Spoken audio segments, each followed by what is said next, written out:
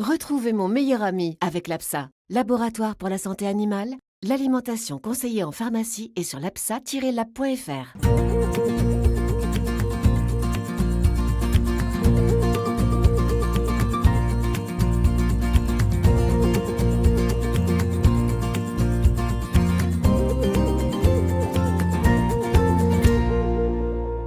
Bonjour à tous et bienvenue dans Mon meilleur ami. Alors aujourd'hui l'émission a pris ses quartiers dans un hôtel pour chats, oui.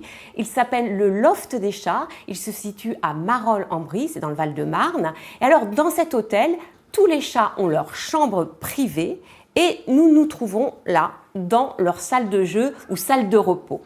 Alors nous allons parler des chats mais aussi des chiens puisque nous allons aborder le thème de l'alimentation de nos animaux. Peut-on faire confiance aux aliments industriels et peut-on aussi faire des bons petits plats pour son animal? Alors pour y répondre, je suis avec deux consoeurs vétérinaires. Bonjour. Bonjour.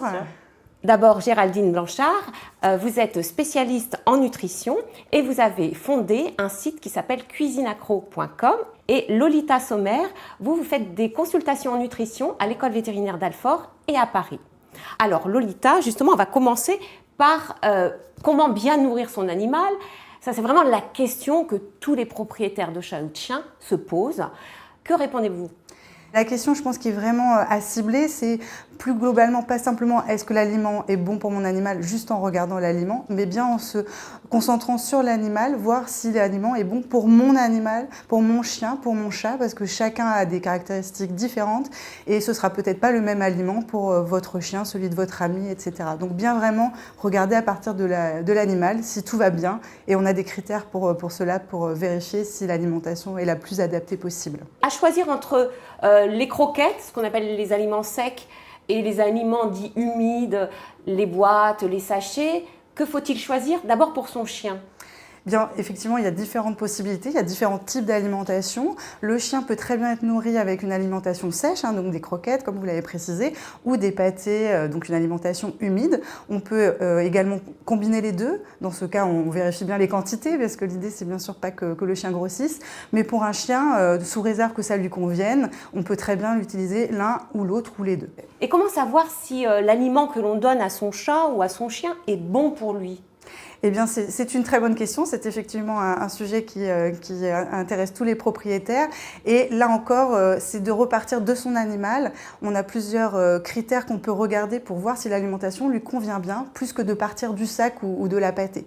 Donc, ce qu'on peut regarder, c'est est-ce qu'il est à son poids corporel optimal? Est-ce qu'il a une belle masse musculaire? Est-ce qu'il grossit? Est-ce qu'il maigrit? Voilà. Est-ce qu'il est stable? Est-ce qu'il est déjà en surpoids ou pas? Est-ce que ses muscles sont bien développés? Est-ce que son poil est joli? Est-ce qu'il en perd pas trop? Est-ce qu'il sent bon? Est-ce qu'il a le poil pas trop sec, pas trop gras? Tous ces éléments-là reflètent l'alimentation et également la qualité des selles. Est-ce qu'il en fait beaucoup ou est-ce qu'elles sont bien formées ou pas? Tout ça va nous indiquer peut-être que l'alimentation soit est bien adaptée, soit au contraire qu'il faudrait peut-être la revoir en consultation. Alors quand on se retrouve au rayon croquettes, alors il y a une multitude de gammes, de variétés, on est un petit peu perdu et on lit les étiquettes. Alors je vous ai posé justement la question comment lire une étiquette de croquettes parce qu'il y a le recto, il y a le verso et vous allez voir, c'est pas simple.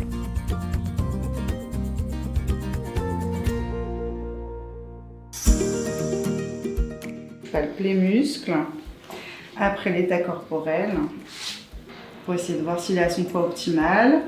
Quand on veut faire son choix de paquet de croquettes, quelle que soit la qualité qu'on choisit, il faut déjà vérifier qu'on a la bonne espèce, que c'est bien un aliment pour chat si vous avez un chat, et également que ça s'adresse à la situation de votre animal, donc si c'est un adulte stérilisé par exemple, pour que les apports soient bien couverts. Autre chose à vérifier, que l'aliment soit bien complet. C'est vrai que sur certains paquets, on peut avoir des photos assez jolies et je vous invite quand même à regarder derrière parce que vous avez un peu plus en détail la composition. Les ingrédients sont indiqués par ordre décroissant. Pour avoir le droit d'indiquer par exemple au poulet ou au bœuf, il suffit d'avoir 4% dans l'aliment, donc on est loin du 100%. De même, quand vous voyez riche en saumon ou poulet, c'est à partir de 14%. On n'a pas 100% de viande dans des croquettes. Bien sûr, c'est normal, il y a d'autres ingrédients. Dans les indicateurs d'une croquette de qualité, il y aura forcément le prix et malheureusement, vous n'aurez pas beaucoup plus d'informations en détail sur l'étiquette, encore une fois parce que rien ne vous dira si votre animal va bien la digérer, bien en profiter. Le plus important, c'est plus que quelle est la meilleure marque, c'est quelle est la meilleure marque pour mon chien ou pour mon chat. Et vraiment après regarder de manière objective s'il va bien, s'il a un joli poil, une belle peau. C'est tous ces éléments-là qui nous disent bah oui, là l'aliment convient bien ou non, faudrait mieux changer. Et c'est pas juste en regardant un paquet qu'on peut savoir ça.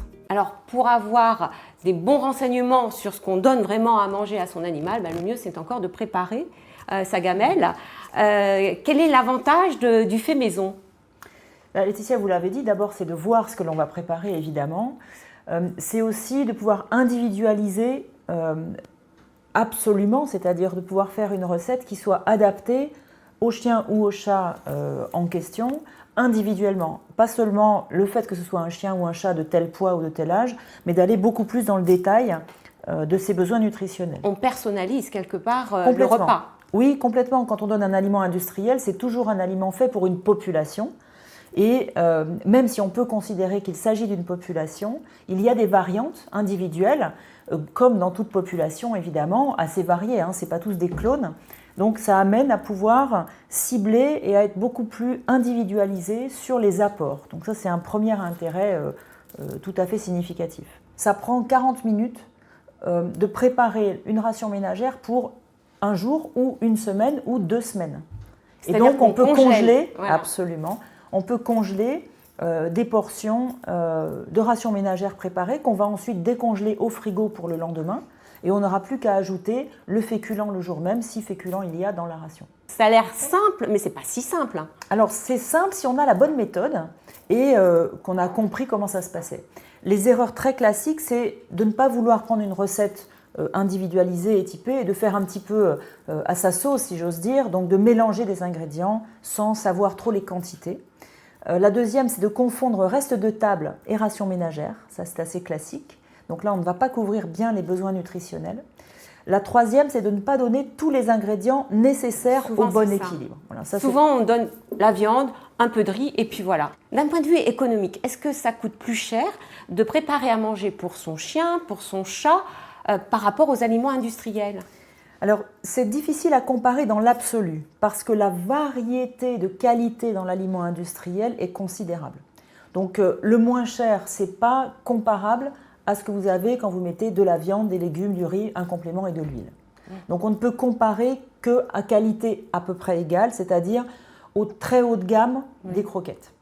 Et là, une ration ménagère coûtera dans les 20% plus cher qu'une ration croquette de bonne qualité. Merci pour vos conseils. Alors justement, pour mieux se faire une idée d'une recette type de ration ménagère, c'est-à-dire d'une gamelle faite maison, l'équipe de Mon Meilleur Ami est allée à votre rencontre à Biarritz, sur la côte basque. C'est là où vous consultez justement. Regardez ce reportage.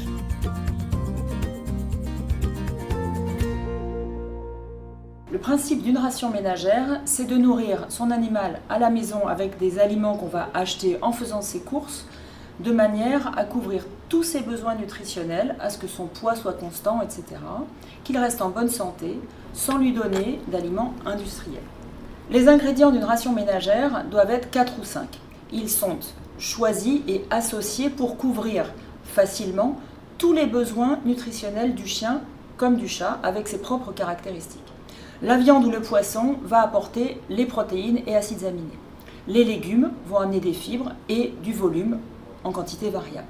L'huile de colza apportera des acides gras essentiels, elle est incontournable.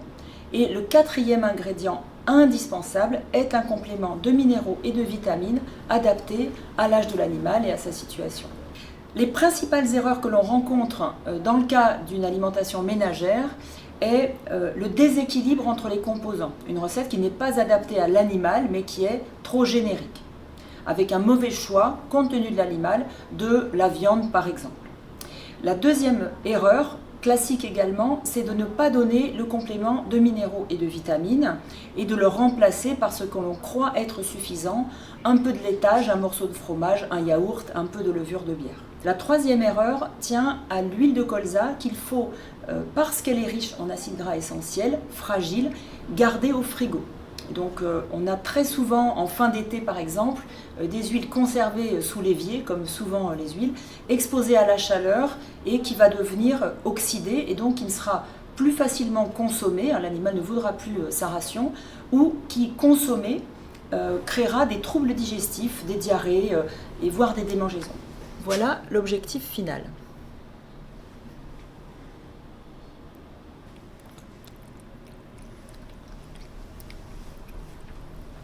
Alors, selon un sondage de la FACO réalisé en 2022, 97% des chats et 95% des chiens mangent des croquettes en France.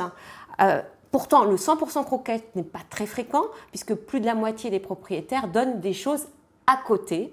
Alors, ça peut être des restes de table, des boîtes, des sachets, des repas. Qu'est-ce que vous en pensez ? Alors c'est très intéressant parce que quand on demande, même en tant que vétérinaire, hein, en consultation, quand on demande au propriétaire que mange-t-il, sa première réponse c'est croquettes. C'est vrai. Et pour avoir une autre réponse, c'est-à-dire un reflet de la réalité, il faut poser la question numéro 2 qui est « et quoi d'autre ?» Et là, on commence à savoir ce que l'animal mange en réalité. Et les enquêtes actuelles donnent, y compris dans les pays anglo-saxons d'ailleurs, à peu près 30% des chiens et des chats ne mangent que des aliments industriels.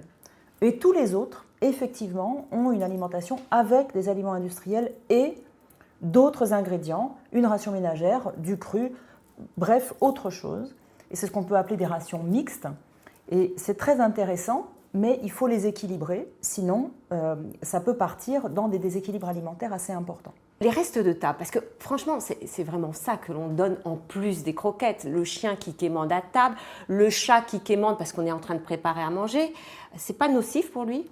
Les restes de table au sens mauvaise chose ou gras, oui, on va essayer de limiter ça. Mais on peut proposer vraiment beaucoup d'alternatives pour que le plaisir soit présent et des choses qu'on consomme nous également, donc qui gardent ce côté plaisir. On peut aussi avoir des petites friandises type laitage, comme suggérait Géraldine, qui peuvent être adaptées sans problème. Quel conseil donneriez-vous pour alléger la facture sans pour autant rogner sur la qualité des repas? Est-ce que vous avez des astuces pour diminuer la facture?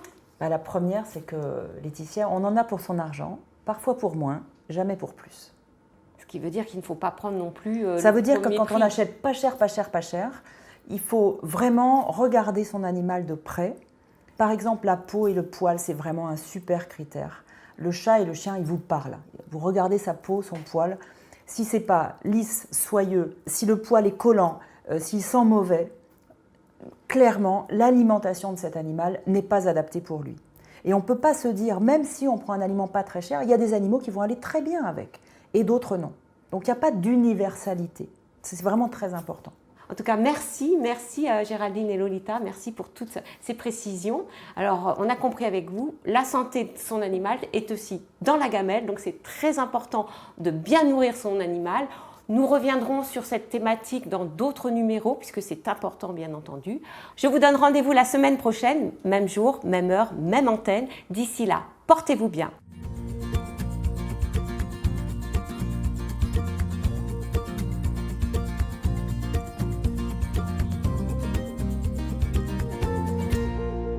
Retrouvez mon meilleur ami avec l'APSA, Laboratoire pour la santé animale, l'alimentation conseillée en pharmacie et sur l'apsa-lab.fr.